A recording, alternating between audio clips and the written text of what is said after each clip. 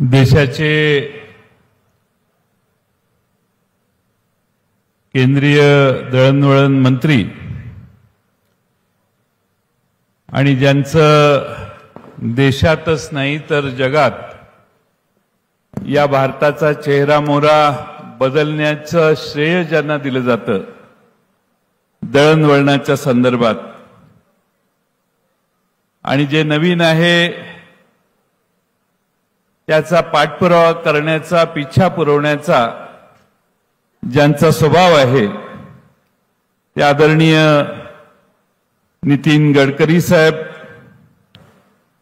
उपस्थित असणारे सांगलीचे खासदार विशाल पाटील, आमदार सुरेश खाडेजी, अरुण अण्णा लाड, सुहास बाबर, आमदार रोहित पाटील, माजी आमदार मानसिंगराव नाईक, माजी मंत्री शिवाजीराव नाईक साहेब, या निमित्ताने या ठिकाणी उपस्थित असणारे या इंजिनिअरिंग कॉलेजच्या गव्हर्निंग काउन्सिलचे अध्यक्ष माननीय भगतसिंह पाटील दादा, शामराव पाटील अण्णा, या ठिकाणी उपस्थित असणारे माननीय दिलीप तात्या, आर.डी. सावंत सर, मनोज शिंदे, देवराज पाटील, आर.डी. सावंत साहेब, आपल्या या इथल्या राजाराम बापू कारखान्याचे अध्यक्ष प्रतीकदादा पाटील, आदित्य पाटील, राजवर्धन पाटील,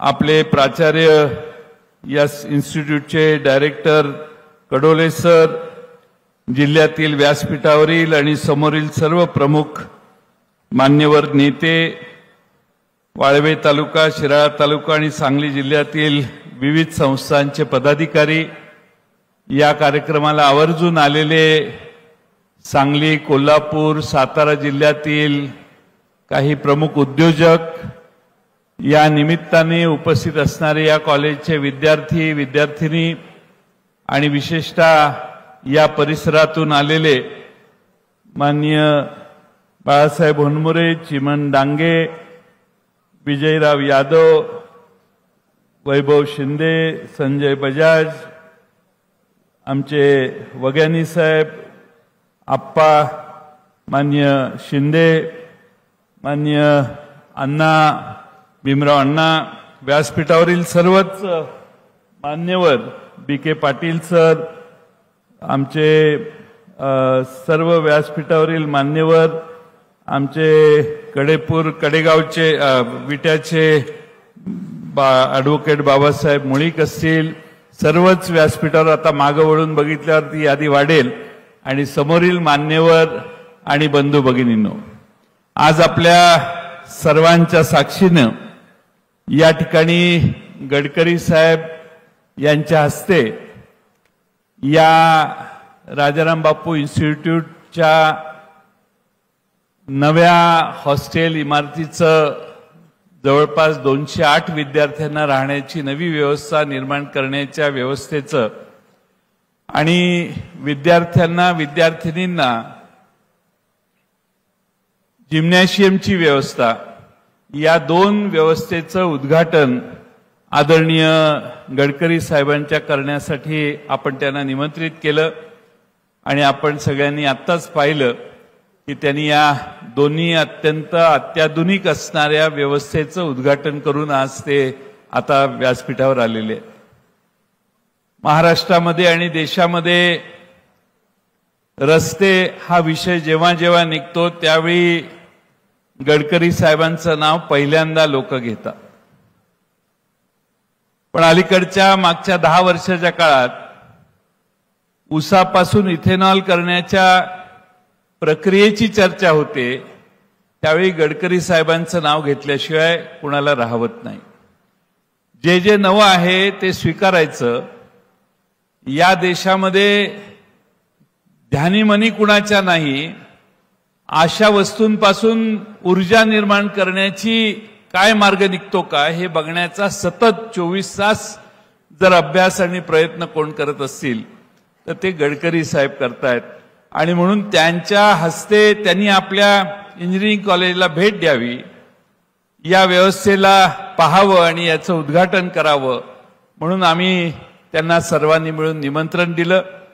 त्यांनी वेळेचा विलंब न घालवता आपलं निमंत्रण स्वीकारलं आणि आज सर्व नाही पण बऱ्याचशा इन्स्टिट्यूटच्या वतीने केलेले प्रेझेंटेशन त्यांनी बघितलं. गडकरी साहेब देशातल्या काही नामवंत इन्स्टिट्यूट ग्रामीण भागात असून देखील आपला दर्जा टिकवण्यात यशस्वी ठरले आहेत. त्यात आमचा समज आहे की आमची RIT ही देशातल्या जवळपास पहिल्या 100 इन्स्टिट्यूट मधली एक संस्था आहे की ज्याच्यात वेगळ्या वेळी या संस्थेचं नाव हे वेगळ्या सर्वेमध्ये पहिल्या 70, 75, 80 अशा कॉलेजेसमध्ये आलेलं आहे. या कॉलेजने ऑटोनॉमस झाल्यानंतर प्रचंड घोडदौड प्रगतीची केलेली आहे. नवी नवी इन्क्युबेशन सेंटरमध्ये आमची मुलं नवे नवे संशोधन करतात. त्याच्यातून कमर्शियल प्रॉडक्ट तयार करायचं काम इथली मुलं करायला लागली आहेत.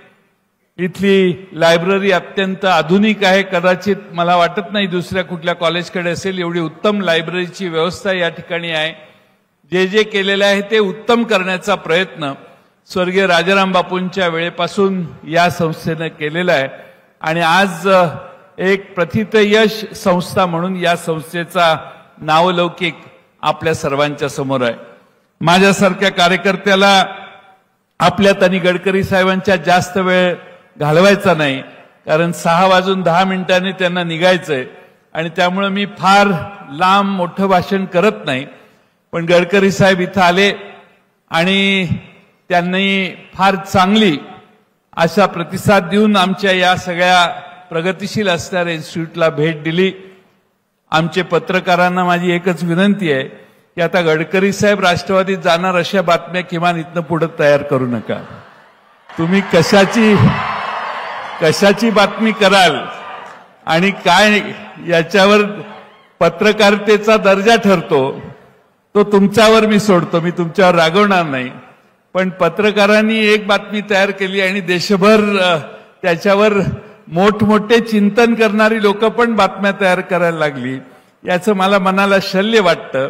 गडकरी साहेब आलेत, 2 पक्षाची माणसं एका व्यासपीठावर चांगल्या उद्देशाने येऊ शकत नाहीत अशी धारणा ज्या पत्रकारांची झालेली आहे त्याबद्दल न बोललेलं जास्त चांगलं. शेवटी या ठिकाणी JRD टाटा, रतन टाटांच्या पासून अनेक मान्यवर या संस्थेला भेट देऊन गेलेले आहेत. अनेक विरोधी पक्षाचे नेते इथं यापूर्वी येऊन गेलेले आहेत. त्यामुळं ही संस्था आहे, इथं राजकारण या व्यासपीठावर आम्ही कधी करत नाही आणि म्हणून गडकरी साहेब आमच्या विनंतीला मान देऊन आले.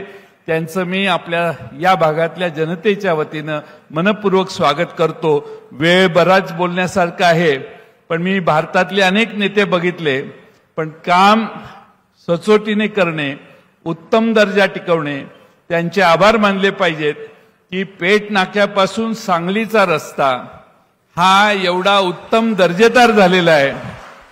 46%